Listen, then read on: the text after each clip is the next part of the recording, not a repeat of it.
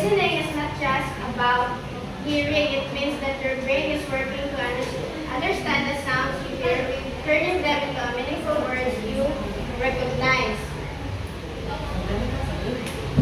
So the Council of Chief State Officer of CCSSO US 2009 defines listening in terms of ability to understand the language of the teacher used in instruction, comprehend the important details, abstract pertinent information, and to keep abreast with the training modules through which teachers provide information.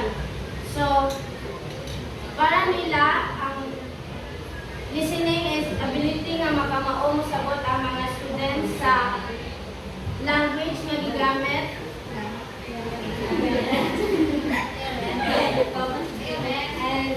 And kanang ability nga makasabot sa unsa ang gipang storya sa teacher or kanang iyang gipangingon, especially sa iyang gipangingon, and even the information nga difficult sabton nga like having to literally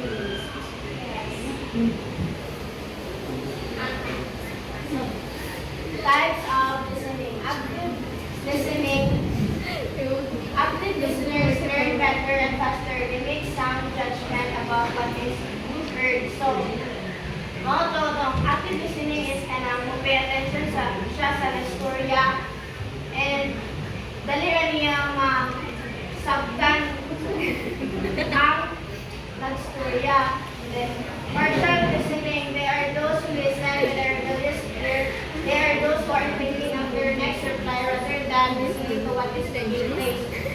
So, kaning partial listening, kay ganang ikaw, wala na sila naminaw kay nagunahon na lang sila bunsang ilang upang sa katungulang na information na ilang na nakatuog. And then, so, next is intermittent listening. This applies to those who listen with a deaf ear. They close their ears to address. So, gani is kanang nagpabungon-bungon bitaw.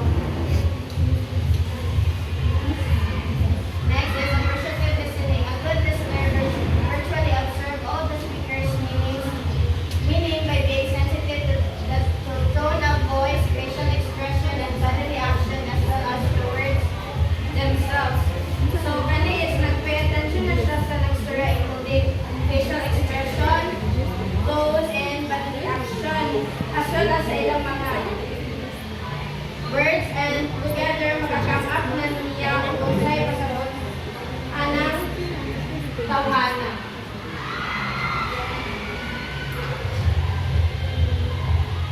So, process of listening. Receiving is the intentional focus on hearing a speaker's message. At this stage, we are still only hearing the message. So, ang receiving is kanang nagpaminaw ta sa iyang nadungog. So, in the understanding stage, get them to learn the meaning of the message being received. So, we try og sabot o kung saang iingon. Remembering begins with listening. If you can't remember something that has said, you might not have been listening effectively.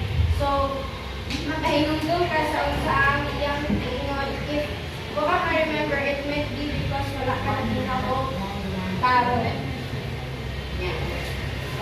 Evaluating the first stage in the listening process is evaluating